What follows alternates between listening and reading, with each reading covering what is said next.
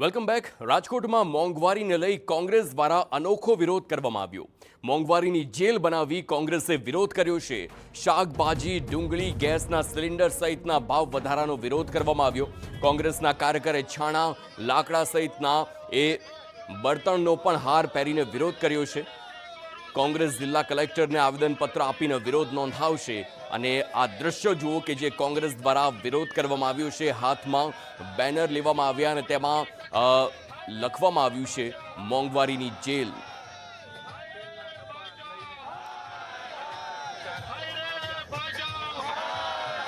મોંઘવારીને લઈને કોંગ્રેસ દ્વારા રાજકોટ ખાતે અનોખો વિરોધ કરવામાં આવી રહ્યો છે. જે પ્રકારે દ્રશ્યો બતાવવા માંગીશ કે રાજકોટના બહુમાળી ચોક ખાતે અત્યારે કોંગ્રેસ છે તેમના દ્વારા મોંઘવારીની જેલ છે તે કરવામાં આવી છે.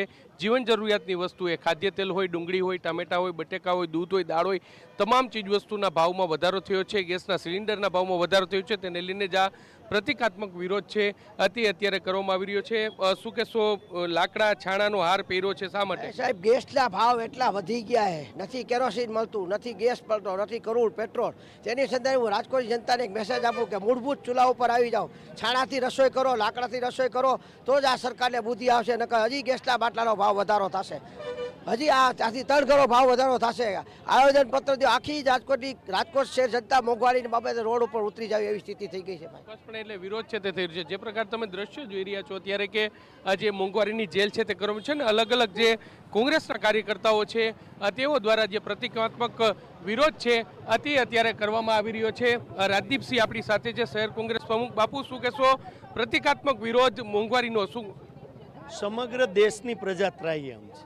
અમે જે ફ્લોટ્સ બનાવ્યો છે કે મોંઘવારીની જેલ, એની અંદર ખેડૂત આવી ગયા, બહેનો આવી ગયા, વિદ્યાર્થીઓ આવી ગયા, યુવાનો આવી ગયા. શું કરવા કે રોજગારી નથી યુવાનોને, વિદ્યાર્થીઓને પેપર ફૂટે છે, આત્મહત્યા કરવી પડે છે. 23 લાખ વિદ્યાર્થીઓએ પરીક્ષા આપી અને એમનું જીવન ક્યાંક હલડોલે ચડ્યું હોય. સરકાર છૂટા પોતાના કાર્યક્રમમાં એટલી વ્યસ્ત છે કે લોકોને જે એમની વેદના છે એને વાચા આપવાનું કામ નથી કર્યું.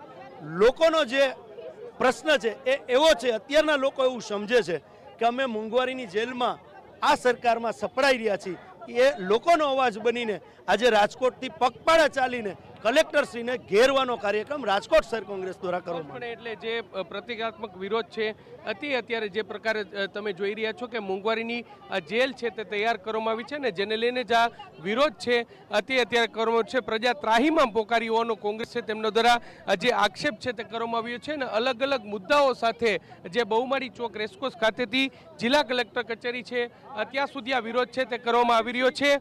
જે જેનીબેન ઠુમર છે અહીંના પ્રભારી બેન, શું કહેશો, અલગ અલગ મુદ્દાઓને લઈને કોંગ્રેસ દ્વારા વિરોધ? કોંગ્રેસ દ્વારા વિરોધની વાત તો નથી, પણ જનતા આજે ત્રાહીમામ છે. જે પ્રમાણે દરેક ઘરના રસોડા સુધી આ મોંઘવારી પહોંચી છે, સવારથી સાંજ સુધીમાં કેટલી અનેક પીડાઓ ભેગા કરવી, પીડાઓનો સામનો કરવો પડે. સવારથી સાંજના છેડા ભેગા કરતા ગૃહિણીઓને આંખે પાણી આવી જાય આ પ્રકારના દિવસો.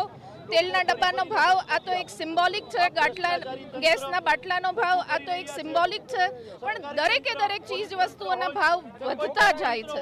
પેટ્રોલ ડીઝલ ચૂંટણીઓ પૂરી થાય એટલે તરત ભાવ વધે, એટલે એનો મતલબ ભારતીય જનતા પાર્ટીનું શાસન આ દેશમાં કોઈ મધ્યમ વર્ગ અને ગરીબ વર્ગ અને અતિ ગરીબ વર્ગને શાંતિથી દિવસો પસાર કરવા દેવા માંગતી નથી. એનું સુનિશ્ચિત આયોજન પ્રયોજન જે પણ પ્રકારેનું હોય, કમર તોડી નાખવી એ પ્રકારે મોંઘવારીની જેલ એવું અમે એક નિર્માણ કર્યું છે કે એક પરિવારને એવા ફસાવી દીધા છે કે ના તો પોતાના 2 છેડા ભેગા કરી શકે, ના તો મોંઘવારીનો અવાજ ઉઠાવી શકે, ના તો ક્યાંય વિચારી શકે. એના બદલે ડ્રગ્સ, દારૂ આવા બધા વ્યસનો યુવાનોમાં આવનારી પેઢીમાં એમણે ધીમે ધીમે ઇમ્પોઝ કરી દીધા, જેથી કરીને ક્યાંક પીડા હોય, ક્યાંક દર્દ હોય તો એ નશાથી યુક્ત થયેલો યુવાન અવાજ ન ઉઠાવી શકે. એટલે ભારતીય જનતા પાર્ટીની મેલી મુરાદની સામે આજે અવાજ ઉઠાવવા માટે અમે લોકોએ આ નવતર પ્રયોગ કર્યો છે.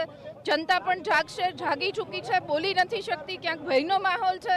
જે પ્રમાણેના સંજોગો નિશ્ચિત કર્યા છે એ પ્રમાણે હવે દિવસો દૂર નથી. રાહુલજીએ પણ કહ્યું છે કે દેશની પરિસ્થિતિ આવનારા દિવસોમાં શું જવા થઈ રહી છે અને માનનીય વડાપ્રધાનના લીધે કેવા દિવસો આવ્યા છે, એટલે એ પણ આપના માધ્યમથી દેખાય કે જે ભવિષ્યવાણી રાહુલજીએ કરી છે એ દિવસો આપણે રોજબરોજ ભોગવી રહ્યા છીએ. પણ એટલે જે ઘરના ચૂલા પર જે અસર છે તે પહોંચી છે ને તેને લઈને જ આ પ્રતિકાત્મક વિરોધ છે તે રાજકોટના જે બહુમાળી ચોક છે ત્યાં અત્યારે કોંગ્રેસ દ્વારા કરવામાં આવ્યો છે અને અહીંથી જિલ્લા કલેક્ટર કચેરી સુધી આવેદનપત્ર આપી અને પોતાનો વિરોધ છે તે કોંગ્રેસ દર્શાવી રહી છે.